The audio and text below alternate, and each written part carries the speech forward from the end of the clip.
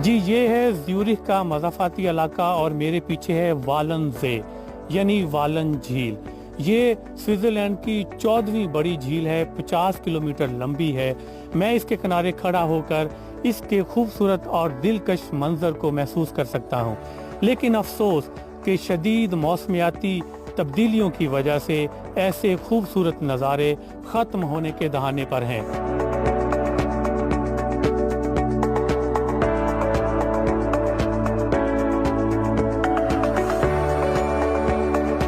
इस झील के चारों अतराफ में खूबसूरत गांव हैं जो कि इस झील की खूबसूरती में चार चांद लगाते हैं। ये बुर्जी एक खतरनाक पेशन गोई की तरफ इशारा करती है जो कि आने वाले वक्त में स्विट्ज़रलैंड को मौसमियाती तब्दीलियों की सूरत में पेश आएगी। जैसा कि इस बुर्जी पर मुख्तलिफ अदवार में इस झील के पानी की बुलंद तरीन सतह को ज़ाहिर किया गया है। 1807 में पानी की बुलंद तरीन सतह यहाँ पर थी।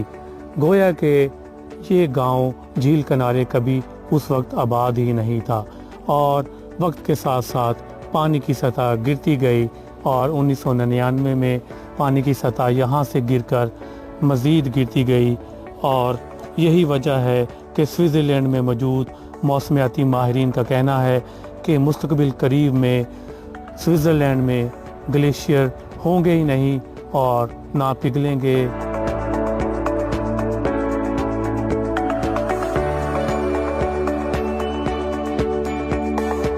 ये वो इलाके हैं जहां दिसंबर के इस आखिरी हफ्ते में कम से कम 4 से 5 फुट बर्फबारी रिकॉर्ड की जाती थी, लेकिन गुज़िश्ता कई सालों से यहाँ पर बर्फबारी हो ही नहीं रही।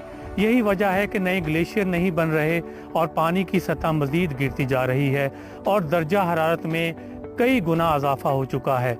शाहिद अमीर Guraya, discover Pakistan, Zurich, Switzerland.